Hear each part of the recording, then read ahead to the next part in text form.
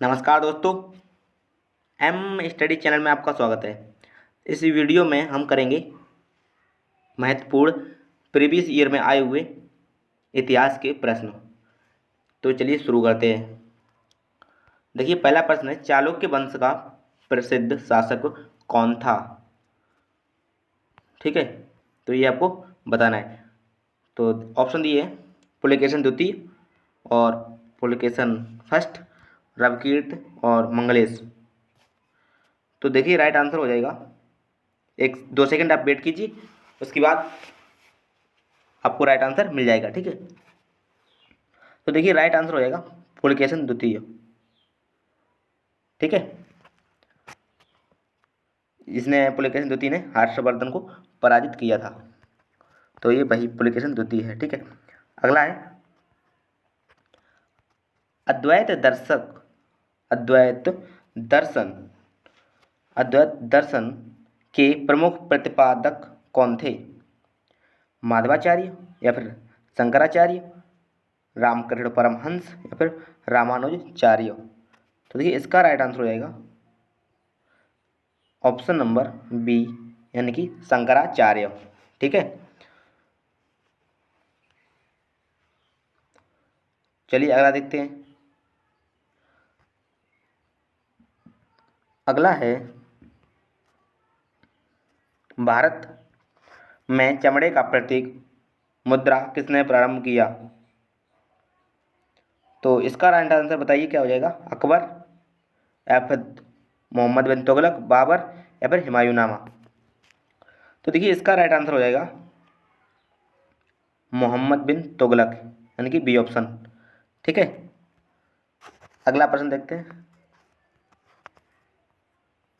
दीन ए इलाही बनाने का मूल उद्देश्य था, तो क्या था? विश्व बंधुत्व या फिर वैश्विक निष्ठा, वैश्विक मैत्री या फिर वैश्विक भरोसा। तो देखिए इसका राइट आंसर हो जाएगा विश्व बंधुत्व। इसका राइट आंसर यानी कि ए ऑप्शन, दीन ए इलाही बनाने का जो मूल उद्देश्य था वो विश्व बंधुत्व ही था। अगला प्रश्न देखते हैं। निम्न में से किस समाचार पत्र का संपादन गांधी जी ने किया था? नवजीवन, गुजरात टाइम्स, मराठा, जनसत्ता। तो देखिए इसका राइट आंसर जो है वो हो जाएगा नवजीवन। ठीक है, गांधी जी ने नवजीवन पत्र का संपादन किया था। इसका प्रकाशन जो रहा था वो रहा था 1900 लेके 31 तक। ठीक है, इसका प्रकाशन जो वर्ष रहा था वो 1919 से लेके 1931 तक रहा था। हिंदी और गुजराती में भी इसका प्रकाशन होता रहा था, और ये प्रकाशन जो होता था वो अहमदाबाद से किया जाता था। ठीक है, वैसे आपको बता दें, गांधी जी ने जो अन्य समाचार पत्र भी मतलब चलाए थे वो थे हरिजन और एक था यंग इंडिया। ठीक है, यंग इंडिया, यंग इंडिया, नवजीवन और हरिजन, तो ये पत्र गांधी जी द्वारा चलाए गए थे।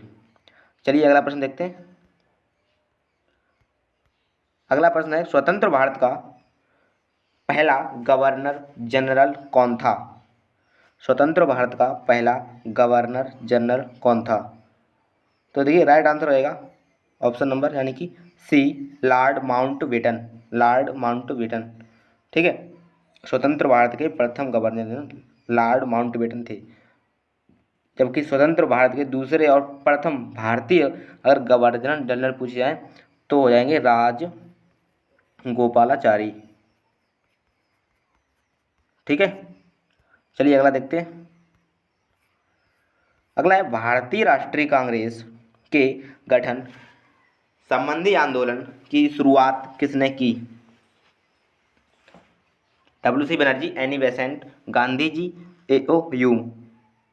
तो देखिए इसका राइट आंसर हो जाएगा, यानी कि जो राष्ट्रीय कांग्रेस का जो गठन संबंधी आंदोलन था वो A.O. ह्यूम द्वारा शुरू किया गया था। ठीक है, और भारत जैसे A.O. ह्यूम है, उन्हें भारतीय राष्ट्रीय कांग्रेस का अग्रदूत कहा जाता है, और इन्होंने 1885 में भारतीय राष्ट्रीय कांग्रेस जो संघ था उसमें एक सम्मेलन में, यानी कि इन्होंने पुणे में इसको आयोजित कराया था। ठीक है, तो ये आपको, अगला प्रश्न देखते हैं। फासिस्टवाद विचारधारा किस देश में विकसित हुई। तो इसका राइट आंसर हो जाएगा, आपको बताना है, जर्मनी, जापान, इटली, रूस। तो इसका हो जाएगा सी ऑप्शन, यानी कि इटली। फासिस्टवाद विचारधारा किस देश में विकसित हुई? तो ये इटली में हुई।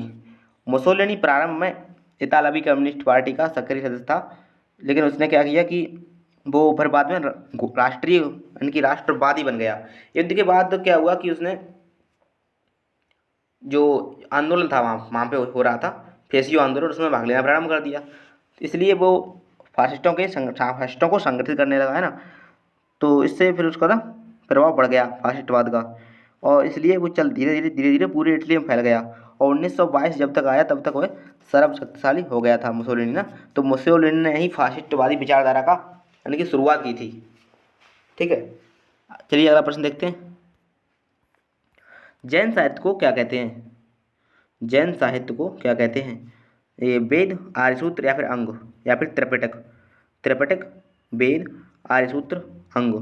तो देखिए, जैन जो साहित्य है उसमें जैन साहित्य होता है उसको तो आगम कहा जाता है ना। उसे आगम कहा जाता है। उसके अंतर्गत देखिए 4 आते हैं। देखो, एक मतलब 12 अंग आते हैं, यहाँ पे 12 अंग आते हैं। ठीक है, 12 अंग आते हैं और 12 उपांग आते हैं और 10 प्रकीर्ड आते हैं।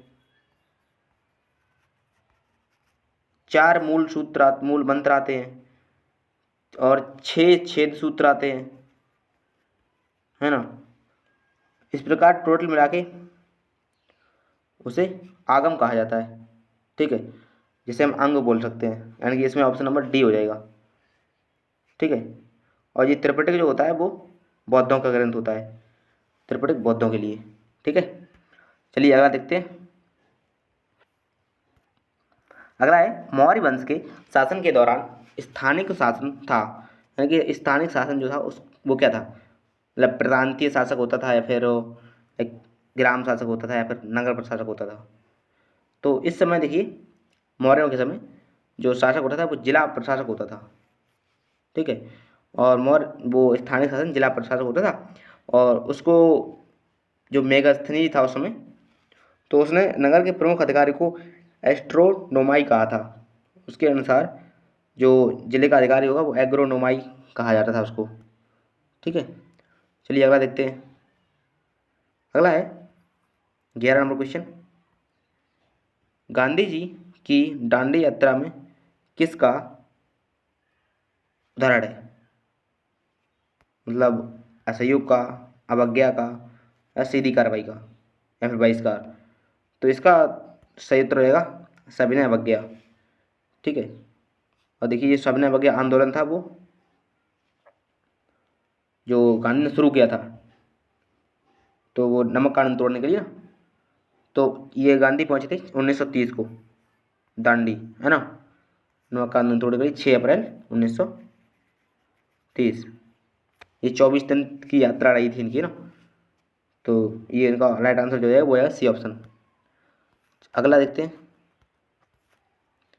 अगला है 1930 में सविनय अवज्ञा आंदोलन किस मुद्दे पर शुरू किया गया? तो इसका राइट आंसर हो जाएगा ब्रिटिश सरकार द्वारा अपनाया गया एकाधिकार, यानी कि ऑप्शन नंबर सी, ब्रिटिश सरकार द्वारा अपनाया गया एकाधिकार। ठीक है, अगला देखते हैं। सत्याग्रह के 3 प्रमुख समरूप कौन से हैं? यानी कौन सी 3 चीजें इसमें से हैं जो एकता हैं जो सत्याग्रह में प्रयोग की गई? क्रांति, जनसहमत, बहिष्कार, असहयोग, सविनय अवज्ञा तथा बहिष्कार। तो देखिए इसका सही उत्तर हो जाएगा ऑप्शन नंबर बी, सविनय अवज्ञा, बहिष्कार और असहयोग। ठीक है, बी ऑप्शन सही उत्तर हो जाएगा। अगला देखते हैं।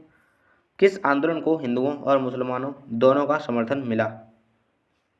तो इसका सही उत्तर हो जाएगा, देखिए आपको बताना है, चंपारण, विभाजन विरोध और असहयोग या फिर भारत छोड़ो आंदोलन।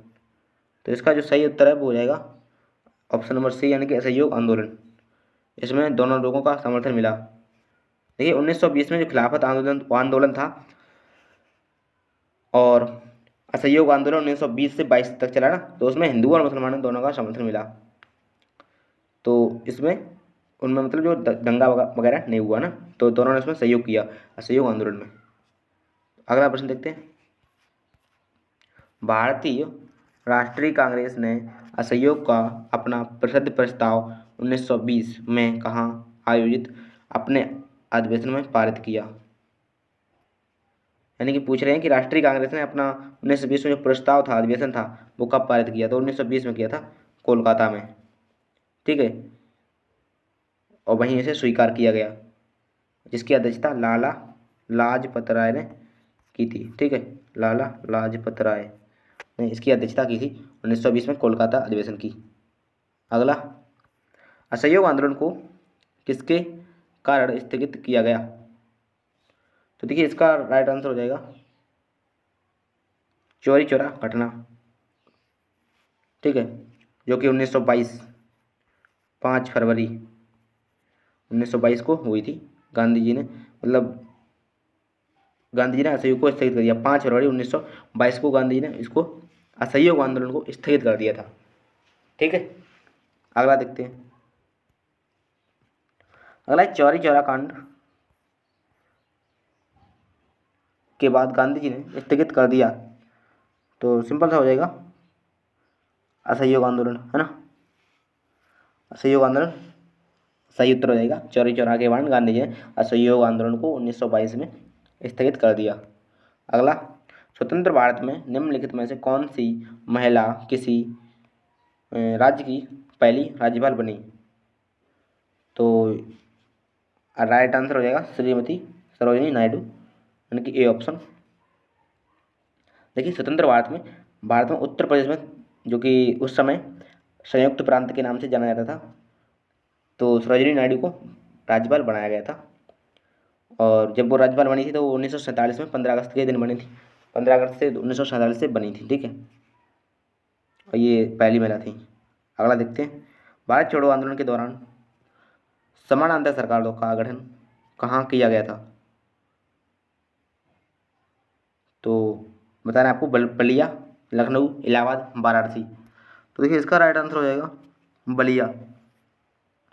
ठीक है, भारत छोड़ो आंदोलन 1942 में हुआ था ना, तो उसमें मतलब जो समानांतर सरकारें थी वो स्थापित की गई ना, तो कहाँ किया गया? बलिया में किया गया था। ठीक है, अगला प्रश्न देखना है। क्रिप्स मिशन भारत कब आया? क्रिप्स मिशन भारत कब आया? तो इसका राइट आंसर हो जाएगा ऑप्शन नंबर सी, यानी कि 1942। ठीक है, अगला प्रश्न देखना है। प्रश्न है भारत छोड़ो आंदोलन 1942 में किस महीने में शुरू किया गया? तो इसका राइट आंसर है अगस्त। ठीक है, अगस्त, 7 अगस्त 1942। ठीक है, भारत छोड़ो आंदोलन शुरू किया गया, और जो प्रस्ताव था वो 8 अगस्त को पारित किया गया। फिर 9 अगस्त को भारत छोड़ो आंदोलन आंदोलन पूरी तरीके से प्रारंभ हो गया था। ठीक है, 7 अगस्त को ये प्रस्ताव रखा लोगों ने, और वहाँ पे जो 8 अगस्त को प्रस्ताव पारित भी हो गया था, 9 को पूरी तरीके से ये शुरू हो चुका था। ठीक है, जब वो क्रिप्स मिशन की विफलता हो चुकी 42 में, उसके बाद। ठीक है, उसी ने तो इसको मतलब जो आंदोलन था भारत छोड़ो आंदोलन, क्रिप्स मिशन ही ने जो उसका अगर वो असफल, जो वहाँ पे जो विफल हुआ क्रिप्स मिशन, तो उसकी जो असफलता थी, इसी कारण ये भारत छोड़ो आंदोलन शुरू करना पड़ा, है ना। क्योंकि क्रिप्स मिशन आया था तो उसमें जो वहाँ के जो थे, यानी कि जो उसके संगठन में जो लोग थे, जो कर्मचारी थे, वो सब अंग्रेजों के ही थे, इसलिए तो लोगों ने उसे स्थगित कर दिया, मतलब उसे स्वीकार नहीं किया ना। तो उसके बाद ये आंदोलन भारत छोड़ो आंदोलन छिड़ गया। ये 9 अगस्त से 9 अगस्त 1942 से। ठीक है, तो अगर देखते हैं अंग्रेजों ने गांधी जी का प्रसिद्ध भारत छोड़ो आंदोलन का आरंभ कब हुआ? अंग्रेजों के लिए गांधी जी का प्रसिद्ध भारत छोड़ो आंदोलन आरंभ कब हुआ? तो भारत छोड़ो आंदोलन तो 1942 में ही शुरू हुआ था। अभी तो पढ़ा पीछे वाले प्रश्न में ना। अगला प्रश्न 1942 यानी कि ए ऑप्शन। ठीक है, 22 नंबर का ए ऑप्शन। 23 है, 1942 में भारत छोड़ो आंदोलन आरंभ करने के लिए कौन सा प्रमुख कारण था? तो सिंपल सा कारण तो पता है आपको, अभी आपने देखा, क्रिप्स मिशन था। जो उसकी विफलता हुई थी वो कारण था। इसी कारण ये आंदोलन को आरंभ करना पड़ा, यानी कि भारत छोड़ो आंदोलन। ठीक है, अगला है गांधी जी ने किस आंदोलन का समर्थन किया था? तो इसका राइट आंसर हो जाएगा अस्पृश्यता। ठीक है, अस्पृश्यता को उन्होंने यानी कि समर्थन किया गांधी जी ने। अगला देखते हैं, अगला है महात्मा गांधी के बारे में निम्न में से क्या सही नहीं है, यानी ऑप्शंस दिए, इनमें से क्या महात्मा गांधी के बारे में सही नहीं है? तो गांधी जी साधनों की पवित्रता में विश्वास करते थे, या फिर गांधी जी ने धर्म राजनीति के बीच निकट संबंध समर्थन किया, या फिर गांधी जी को राजनीति को धर्म को पूरी तरह अलग रखने की वकालत की, या फिर गांधी जी अहिंसा में विश्वास करते थे? तो इसका देखिए राइट आंसर हो जाएगा, वो हो जाएगा गांधी जी ने राजनीति को धर्म से पूरी तरह अलग रखने की वकालत की। ये उनका विश्वास नहीं था। वो कहते थे कि अगर राजनीति में धर्म नहीं है तो वो राजनीति ही किस काम की, मतलब कैसी राजनीति, बगैर धर्म की राजनीति हो ही नहीं सकती, वो ये कहते थे ना। तो इसलिए ये वाला ऑप्शन गलत हो जाएगा, सी वाला। ठीक है, वो कहते थे कि जो लोग धर्म का मतलब, वो लोग धर्म का मतलब ही नहीं जानते ना। कहते हैं कि राजनीति का मतलब ही नहीं जानते अगर राजनीति में धर्म नहीं आ रहा है तो। उनका ऐसा संबंध था, मतलब कहना था। तो चलिए अगला देखते हैं। अगला है महात्मा गांधी के अनुसार संसार में सबसे शक्तिशाली बल निम्न में से कौन सा है? तो महात्मा गांधी के अनुसार तो एक ही बल है, वो है वीर की अहिंसा, है ना। राइट आंसर हो जाएगा वीर की अहिंसा, गांधी के अनुसार। अगला, भारत में कैबिनेट मिशन किस लिए भेजा गया था? आपको बताना है भारत में कैबिनेट मिशन किस लिए भेजा गया था। तो ऑप्शन है ए, यानी कि राष्ट्रीय सरकार स्थापित करने के लिए। अगला, शक्ति के अंतकरण के लिए, संवैधानिक व्यवस्था निश्चित करने के लिए, या फिर पाकिस्तान के लिए जिन्ना की मांग को स्वीकार करने के लिए। तो देखिए इसका जो राइट आंसर है वो हो जाएगा ऑप्शन नंबर, यानी कि शक्ति के अंतरण के लिए एक संवैधानिक व्यवस्था निश्चित करने के लिए, यानी कि ऑप्शन नंबर बी। देखिए जो कैबिनेट मिशन था वो 24 मार्च 1940, है ना, 24 मार्च 1946 को अपने यहाँ पहुँच चुका था, यानी कि 1946, और मतलब दिल्ली में आया। तो इस मिशन का उद्देश्य था भारत को जो संविधान था उसको तैयार करना, उसकी एक कार्य प्रणाली मतलब तैयार करना। तो ये पहुंचा था 2400 यानी कि मार्च को 1946 में। ठीक है, अगला देखते हैं, कैबिनेट मिशन भारत आया, यानी कैबिनेट मिशन भारत कब आया? तो ये आया 1946 में, तो आया 1946 में आया, क्योंकि लॉर्ड पैथिक लॉरेंस के नेतृत्व में 1940 में आया, और इसके अन्य दो सदस्य थे स्टेफोर्ड क्रिप्स एवं एवी अलेक्जेंडर। ठीक है, अगला, अगला 1939 में सुभाष चंद्र बोस ने किसे हराकर कांग्रेस पार्टी के अध्यक्ष चुने गई? तो देखिए इसका राइट आंसर हो जाएगा, यानी कि ऑप्शन नंबर पट्टाभी सीतारमैया, यानी कि बी वाला। देखिए जब चुनाव वहाँ पे हो रहे थे, यानी कि त्रिपुरी में 1939 में, तो सुभाष चंद्र ने और गांधी जी ने जो पट्टाभी सीतारमैया को हराकर कांग्रेस पार्टी बनाई थी। और लेकिन गांधी जी के असहयोग के कारण 1939 में उन्होंने कांग्रेस पर से त्याग पत्र भी दे दिया था ना। तो इसके बाद जो राजेंद्र प्रसाद थे उनको कांग्रेस का अध्यक्ष बनाया गया था 1939 में। ठीक है, 1939 में उन्होंने जर्मन सुभाष चंद्र जो बोस थे उन्होंने हराया था 1939 में इनको, पट्टाभी सीतारमैया को। ठीक है, अगला प्रश्न देखते हैं, 1937 में मंत्रिमंडल में किन दो राज्यों में गैर सरकार मंत्रिमंडल थे? 37 में किन दो राज्यों में कांग्रेस मंत्रिमंडल थे, यानी कि जिनमें कांग्रेस की सरकार नहीं थी, है ना। तो मंत्रिमंडल नहीं था कांग्रेस का, तो वो 1937 में। तो इसका जो राइट आंसर है वो हो जाएगा पंजाब और बंगाल, यानी कि यहाँ पे ए ऑप्शन ना, ये वाला राइट आंसर हो जाएगा पंजाब और बंगाल। देखिए 1937 में चुनाव में क्योंकि कांग्रेस को बंगाल और पंजाब उनमें पूर्ण बहुमत नहीं मिल सका था ना। तो पंजाब में क्या हुआ, जो यूनियनिस्ट पार्टी और मुस्लिम लीग थी उसमें बंगाल में कृषक तथा प्रजा पार्टी, तो उन्होंने मुस्लिम लीग की सरकार गठित हुई थी। तो वहाँ पे ये कांग्रेस का नहीं हो पाया था ना, मंत्रिमंडल इसको उसका गठन नहीं हो पाया था। तो इस वीडियो में इतना ही, पूरा देखने के लिए आपका बहुत बहुत धन्यवाद, और मिलते हैं अगले वीडियो में, तब तक के लिए नमस्कार।